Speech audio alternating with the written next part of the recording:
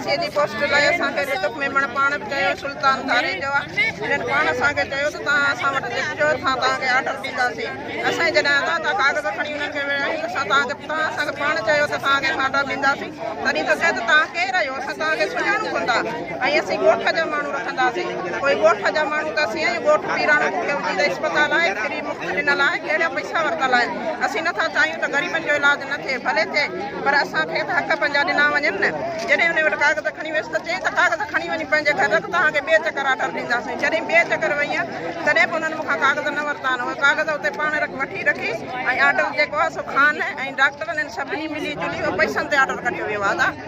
ambulance घुरी थी वञे चवंदा कोन्हे सफ़ीना नशो मंशियात खणी ईंदा आहिनि एम्बुलेंस में बाक़ी हिन ग़रीबनि खां को कोन्हे का कुझु कोन्हे हिननि जो मुतालबो मञियो वञे ग़रीब आहिनि मंशियात खां जेके आहिनि लुत्फ़ मेमण हितो हटायो वञे 100 रुपया जा 100 रुपया किथां खणी अचूं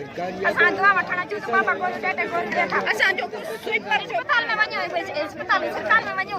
हिकिड़ी गोरी हिकिड़ी दवा जे लाइ रवाना करे बेटा ने असांखे रत टेस्ट करे ने असां 100 रुपया वठंदा 100 रुपया रत टेस्ट कराइणा मलेरिया टेस्ट फ्री आहे मुद्दो फ्री आहे पैसा वठे था साई जा पैसा वठे था कारी साई जा पैसा वठे था हर साई जा पैसा वठे था असां ग़रीब माण्हू स्टोर तक किथां दवा वठूं असां काल स्टोर पर 100 रुपया सी हिकिड़ी दवा ॾिनी आहे गोरी 50 रुपया हिकिड़ी गोरी आहे अस्पताल में असां ॾाढा गोरी में वेठा आहियूं ऐं असांजी छोकिरियूं बेरोज़गार थी वेठियूं आहिनि ऐं उन करे बि असीं रोज़ था चऊं असांखे का रोज़ी मिलियो वञे का रोज़ी कंहिंखे नथी मिले ना को चङो असांखां पुछण थो अचे ना को असांखां वठण थो अचे ना ही जाम आहे जा इहा न जेके वॾा वॾा माण्हू वञूं था खादिम वटि वञूं था खादिम चए त मूं वटि नौकिरियूं न आहिनि मूं वटि का ॻाल्हि न आहे इस्पताल ते अचूं था का दवा न आहे ऐं को डॉक्टर चयो वञो हल पर्ची न आहे कोई हलिया था वञूं कोई को मसइलो थिए नथो छोकिरियुनि जो को बि मसइलो असांजे सदखान कोट जो हल ई नथो थिए न तो खादिम साहब करे न जाम साहब थो करे